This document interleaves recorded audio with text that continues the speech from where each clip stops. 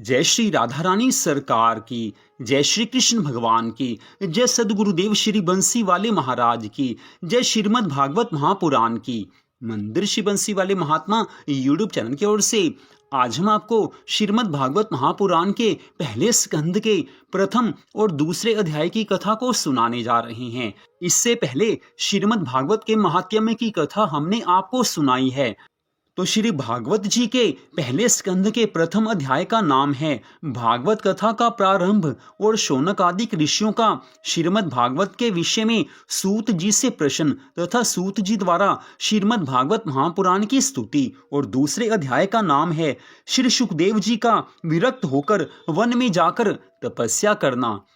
भगवान की कृपा से मिले हुए इस मनुष्य जीवन में अगर हम अपने मन को ठाकुर जी के श्री चरणों में लगा देते हैं, भगवान की कथा सुनते हैं, तो हमें वो आनंद मिलता है जो आनंद किसी और साधन से नहीं मिल सकता है। और जब कथा सुनकर आनंद मिलता है तो उस समय मन सदा के लिए भगवान के चरणों में लग जाता है। उस समय ये ज्ञान भी अपने आप मिल जाता है कि भगवान से बढ़कर त्रिलोकी भर में कोई नहीं हो सकता है। आज जो लोग संसार के विषय भोगों के पीछे लगे हुए हैं, जिन्हें आज धन प्रिय लगता है, जिन्हें आज भोग विलास प्रिय लगते हैं, जिन्हें आज संसारिक वस्तुओं से मोह है, जब वो भगवान की भक्ति करने लगेंगे, जब वो श्रीमद् भागवत महापुराण की कथा को सुनकर भगवान के चरणों में अपने मन को लगाएंगे, उसके बाद वही लोग भगवान से प्रेम करने लगेंगे। श्री सूत जी महाराज जी ने इस कथा को उस समय सुना था जब वेदव्यास जी महाराज अपने पुत्र श्री सुखदेव जी महाराज जी को ये कथा सुनाते थे। इसके अनंतर श्री सुखदेव जी महाराज जी ने राजा परीक्षित से इस कथा को कहा। उस समय भी सूत जी ने इस कथा को सुना था। इस कथा के सुनने के कुछ दिन पश्चात श्री सूत जी महाराज नैमिषारण्य तीर्थ में आए हैं, जहाँ पर शौनक आदि 88,000 ऋषि मुनि रहते हैं। सदा भगवान के चरणों में अपने मन को लगाना, सब नियमों का पालन करना, सभी ऋषि मुनियों का यही सबसे बड़ा धर्म है। सभी भगवान से प्रेम करने वाले हैं। नैमिषारण्य तीर्थ में भगवान श्री कृष्ण जी का सुदर्शन चक्र गिरा था, अर्थात उसी स्थान पर सुदर्शन चक्र की नैमि शीर्ण हुई थी। इसी कारण उस स्थल का नाम नैमिषारण्य हुआ है। वह स्थान इतना पवित्र था कि वहां पर कलयुग का प्रवेश होना असंभव था। जब श्री सूत जी महाराज वहां पर पहुंचे तो 88,000 ऋषियों ने उनसे प्रार्थना की है कि हे सूत जी महाराज, आपने श्री वेदव्यास जी के पास रहकर उनसे समस्त पुराणों को पढ़ा है, अतः आप हमें कोई कल्याणदायक तथा पुण्य प्राप्ति की कथा सुनाइए।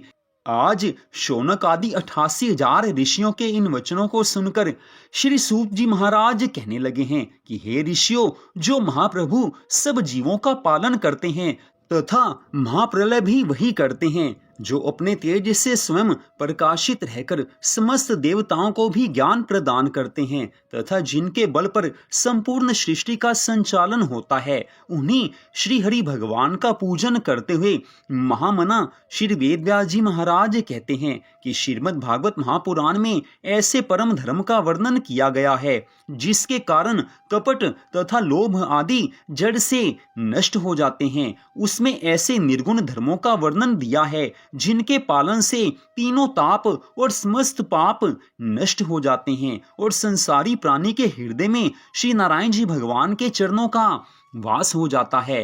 हे ऋषियों, अतः इस श्रीमद् भागवत महापुराण को समस्त वेदों का मूल और कल्प वृक्ष समझना चाहिए। इसी कथा को श्री सुखदेव जी ने राजा परीक्षित से कहा था। इस प्रकार संसार के कल्याण के लिए यह कथा रूपी अमृत फल प्रकट हुआ है।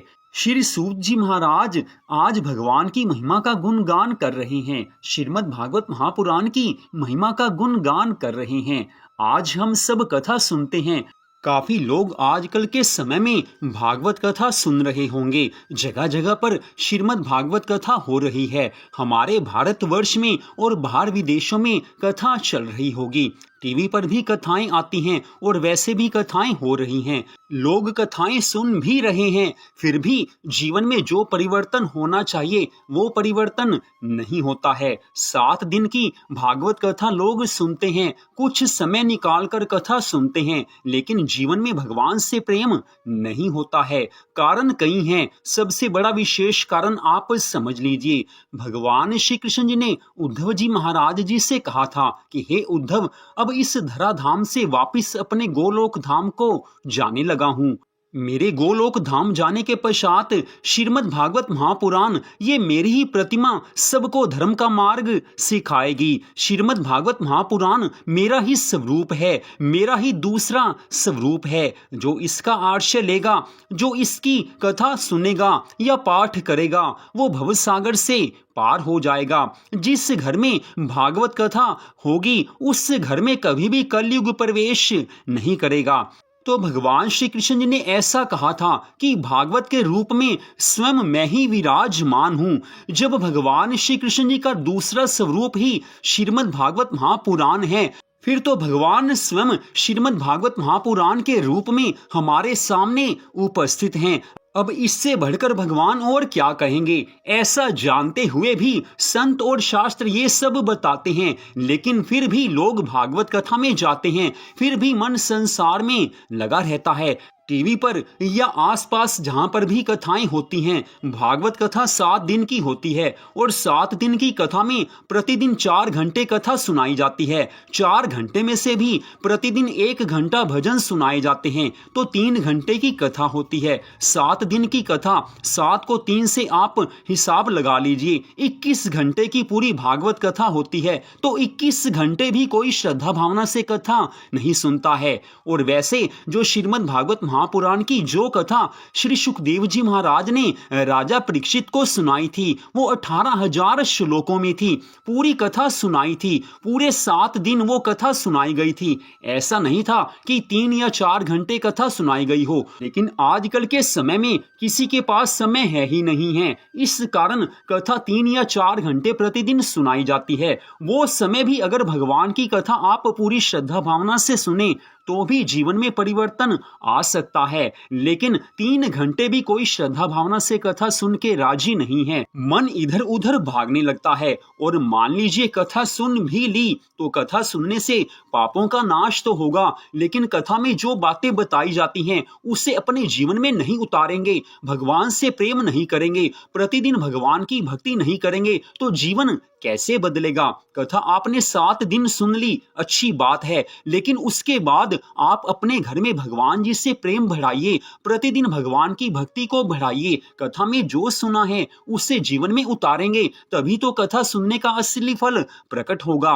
कथा सुन के घर आकर कुछ नहीं किया, जीवन में कुछ परिवर्तन नहीं आया, तो कथा सुनने से कोई विशेष लाभ होने वाला नहीं है। हाँ, जब आपने कथा सुनी वो समय अच्छा निकल गया, थोड़ा भगवान से प्रेम हुआ और जीवन में जो पहले पाप किए थे वो नष्ट हो गए, लेकिन भवसागर से पार तो मनुष्य तभी जाएगा जब वो भागवत कथा को सुनकर भगवान से प्रेम बढ़ाएगा। भगवान की कथा श्रद्धा भावना से सुनी जाएगी, मन लगाकर सुनी जाएगी, तो भगवान से प्रेम होगा ही होगा। श्रद्धा भावना विशेष है। तो यहाँ पर श्री सूत जी महाराज आगे की कथा का वर्णन कर रहे हैं। वो कहने लगे हैं कि हे ऋषियों, तुम लोग इस कथा रूपी अमृत फल के रस को कानों द्वारा निरंतर पान करो। जिस प्रकार इसे अत्यंत मधुर जानकर श्री सुखदेव जी महाराज जी ने ग्रहण किया था, तदनंतर उन्होंने इसे लोक कल्याण के लिए इस संसार में प्रकट किया है।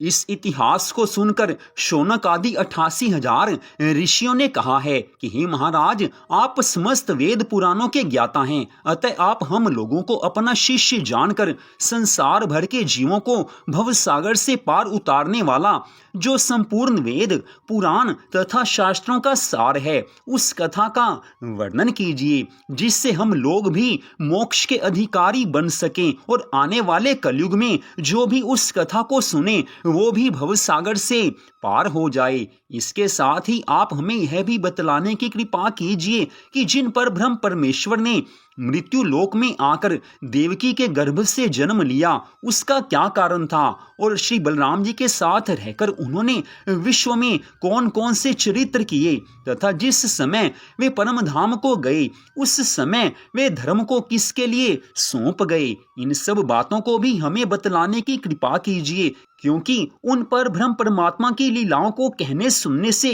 प्राणी आवागमन के चक्कर से छूटकर मुक्त हो जाता है। कितनी सुंदर बात आज शौनक आदि 88,000 ऋषियों ने कही है कि उन पर ब्रह्म परमात्मा की लीलाओं को कहने सुनने से मनुष्य भवसागर से पार हो जाता है, आवागमन से छूट जाता है। स्पष्ट वो ऋषि मुनि कह रहे हैं कि श्रद्धा भावना से कथा सुनी जाएगी तो मनुष्य अवश्य ही भवसागर से पार हो जाएगा। ये कथा वो परम सुंदर कथा है कि जिसे सुनकर परीक्षित जी महाराज 7 दिनों में भवसागर से पार हो गए थे। तो हमारे लिए तो काफी दिन अभी बाकी हैं, हमारे जीवन का काफी समय शेष है। अगर हम श्रीमद् भागवत महापुराण की इस कथा को श्रद्धा भावना से सुनेंगे या पढ़ेंगे तो अवश्य ही भगवान से प्रेम हो जाएगा।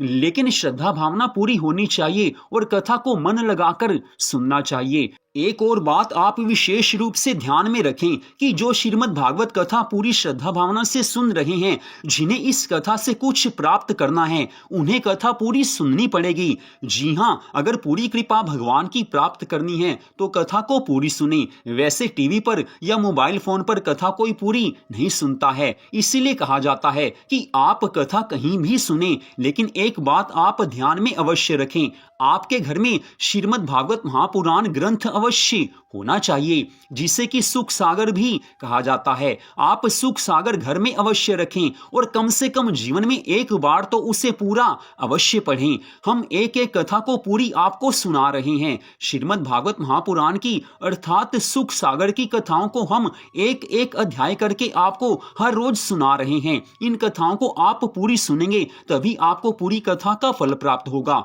इसीलिए हम आपसे कह रहे हैं कि यहाँ तो आप पूरी कथा सुने या ना सुने, ये आपके ऊपर निर्भर करता है। इस कारण सुख सागर अर्थात श्रीमद् भागवत महापुराण ग्रंथ आपके घर में अवश्य होना चाहिए। जीवन में एक बार तो उसे आप पूरा अवश्य पढ़िए। अगर नहीं पढ़ सकते तो इन कथाओं को आप पूरी सुनिए। हम ये नहीं कह रहे कि आप हमारे ही चैनल पर सुने, लेकिन किसी और चैनल पर भी आप सुने तो एक एक अध्याय करके श्रीमद् भागवत महापुराण के 12 स्कंधों की पूरी कथा सुनेंगे, तभी कथा का पूरा फल प्रकट होगा। 7 दिनों की जो कथा आप या हम सुनते हैं वो 7 दिनों में 21 घंटे में पूरी कथा नहीं होती है। वहां तो संत महापुरुष विशेष विशेष कथाओं को सुनाते हैं। उन्हें सुनने से भी जीवन में परिवर्तन होता है, मनुष्य भवसागर से पार हो सकता है। लेकिन जिन भगवान श्री कृष्ण जी ने स्वयं कहा है कि श्रीमद् भागवत महापुराण ग्रंथ मेरा ही दूसरा स्वरूप है,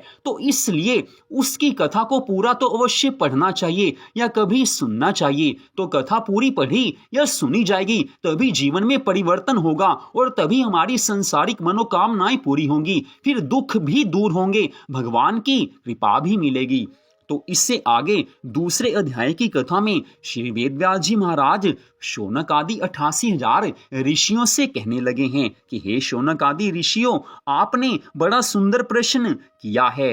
आपका भगवान के श्री चरणों में प्रेम है। तत्पश्चात आज श्री सूत जी महाराज प्रथम श्री सुखदेव जी महाराज के चरण कमलों का ध्यान करते हैं, जिनके द्वारा उन्होंने श्रीमद् भागवत कथा को सुना था। इसके बाद वे शौनक आदि 88,000 ऋषियों से कहने लगे हैं कि हे ऋषियों, अब मैं आपको श्रीमद् भागवत की कथा सुनाता हूँ, जिसमें आनंद कंद श्री कृष्णचंद्र जी की पवित्र लीलाओं का वर्णन हुआ है। आप लोग उस अमृत रूपी कथा को एकाग्रचित होकर श्रवण कीजिए। श्री सूत जी महाराज कहने लगे हैं कि हे ऋषियों, महामना श्री सुखदेव जी महाराज बाल्यावस्था में यज्ञोपवीत संस्कार से पहले ही इस संसार को स्वप्न के समान मिथ्या जानकर अपने घर को त्याग कर वन की ओर तपस्या करने के लिए चल पड़े हैं। जिस समय श्री सुखदेव जी महाराज जी के पिता श्री वेदव्यास जी महाराज ने अपने पुत्र का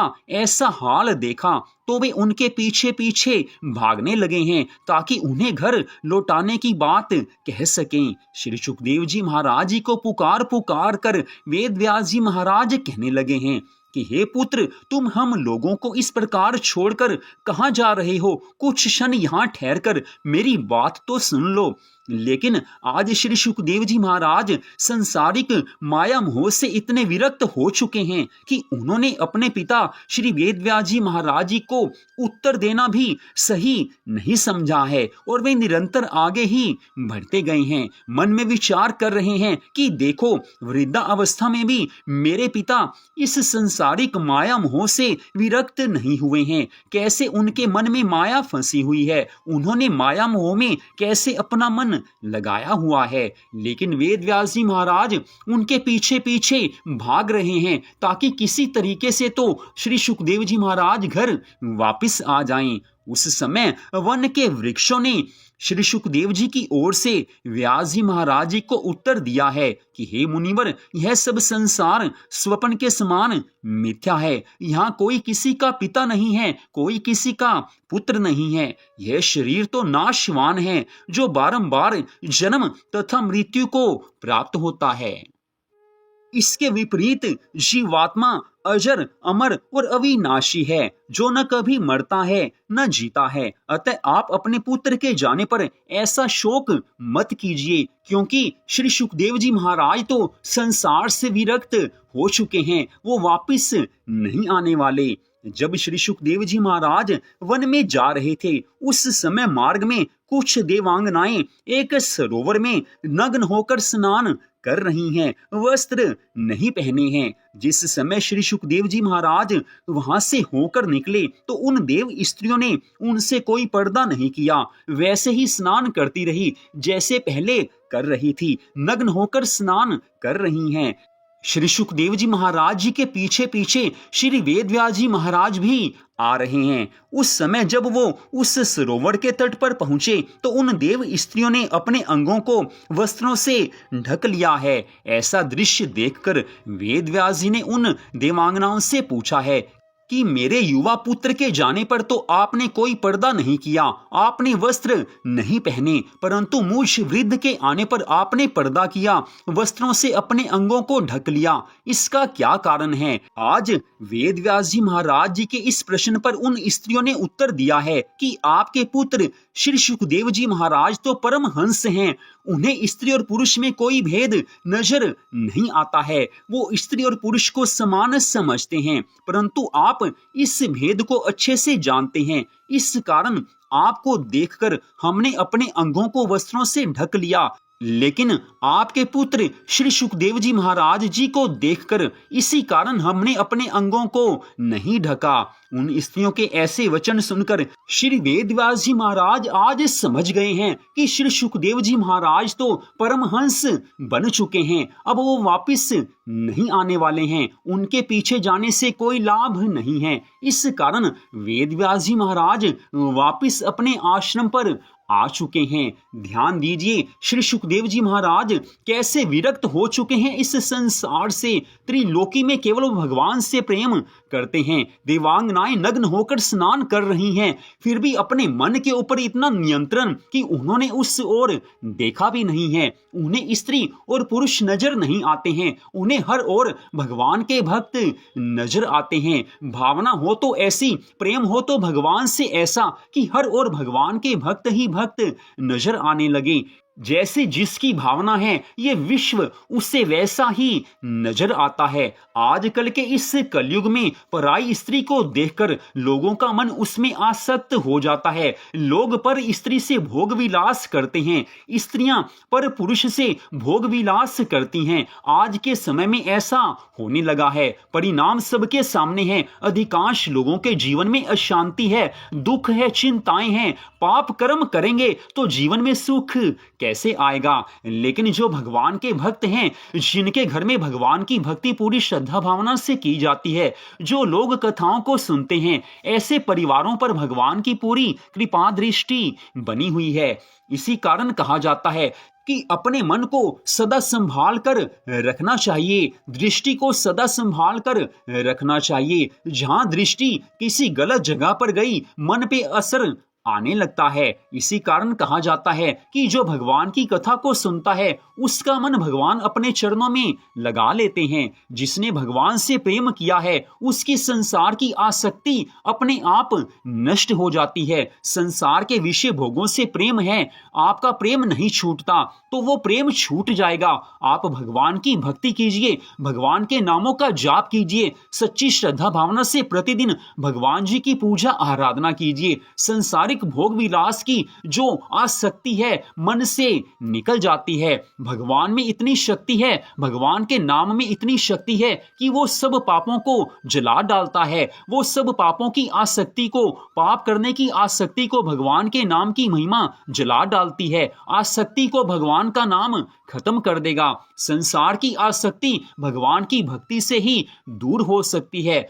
और कोई उपाय नहीं है, नहीं है, नहीं है। केवल भगवान की भक्ति से ही संपूर्ण पाप नष्ट हो सकते हैं। पाप करने की वासना मन में से जा सकती है। आज श्री सूत जी महाराज जी के श्रीमुख से इस कथा को सुनकर, श्री सुखदेव जी की ऐसी प्रशंसा सुनकर शौनक आदि ऋषियों ने पौराणिक सूत जी महाराज जी से पूछा है कि हे महाराज, आप श्री सुखदेव जी की इतनी प्रशंसा क्यों कर रहे हैं। तब सूत जी महाराज उन सब को संकेत करते हुए इस प्रकार कहने लगे हैं कि हे ऋषियों, श्री सुखदेव जी महाराज ने भव सागर से पार उतारने वाली इस कथा को लोक कल्याण के लिए अपने मुखार विंद से इस संसार में प्रकट किया है। अतएव वे ऋषियों में महर्षि और गुरुओं में भी महागुरु हैं। अतः आप लोग उनकी महत्ता के संबंध में किसी तरह की शंका मत कीजिए। सूत जी महाराज जी के इन वचनों को सुनकर सब ऋषि मुनियों का संदेह जाता रहा है। इतनी कथा सुनाकर श्री सूत जी महाराज कहने लगे हैं कि हे ऋषियों, इस कथा को सुनने से मनुष्य विरक्त और ज्ञानी होकर मोक्ष को प्राप्त कर लेता है। इसलिए मनुष्यों को चाहिए कि वह एकाग्र मन से श्रीमद् भागवत कथा को सुने और अपने मन को माया मोह से हटाकर भगवान के श्री चरणों में स्नेह करें। जो मनुष्य उन पर ब्रह्म परमात्मा भगवान श्री कृष्ण जी के श्री चरणों में अपना मन लगाकर उनकी कथाओं को सुनते हैं, इन लीलाओं को सुनते हैं, उनके हृदय से काम, क्रोध, लोभ, मोह और अहंकार रूपी मैल नष्ट हो जाता है और उनके हृदय में भगवान जी के श्री चरणों का निवास हो जाने से उनका हृदय पवित्र और उज्जवल हो जाता है। अतः अपनी मुक्ति चाहने वाले प्राणी को श्रीमद् भागवत कथा को अवश्य सुनना चाहिए। त्रिलोकीनाथ भगवान श्री कृष्ण जी की कृपा से ही मनुष्य का मन सत्संग में लगता है। हरि भजन और उनकी कथा सुने बिना हृदय पवित्र नहीं होता है। जैसे मनुष्य का स्वभाव राजसी, तामसी और सात्विकी 3 प्रकार का होता है, वैसे ही राजसी, तामसी और सात्विकी ये 3 प्रकार की देव पूजा भी होती है। शास्त्रों में तामसी को काष्ठ की, राजसी को धुएं की तथा सात्विकी को अग्नि की उपमा दी गई है। जो सिद्धि अग्नि से प्राप्त होती है वह काष्ठ अथवा धुएं से प्राप्त नहीं हो सकती है। इस कारण सात्विकी भक्ति और पूजा करने वाले भक्त ही मोक्ष को प्राप्त होते हैं। संसार में जितने धर्म, यज्ञ, तप तथा व्रत आदि हैं, वह सब जगत पिता परमात्मा के स्वरूप में इस प्रकार लय हो जाते हैं जैसे बरसाती नदी नालों का जल बहकर समुद्र में समा जाता है। जिसे भगवान से प्रेम हो गया वही भव सागर से पार हो सकता है। श्री सूत जी महाराज जी स्पष्ट कह रहे हैं कि केवल भगवान की भक्ति से ही संसार की आसक्ति छूट सकती है। आजकल के इस कलयुग में जब प्राणी धन के पीछे भाग रहा है तो भगवान से प्रेम नहीं हो सकता है। अगर भगवान से प्रेम होगा तो संसार की इच्छाएं, संसार की आवश्यकताएं भगवान की कृपा से पूर्ण हो सकती हैं।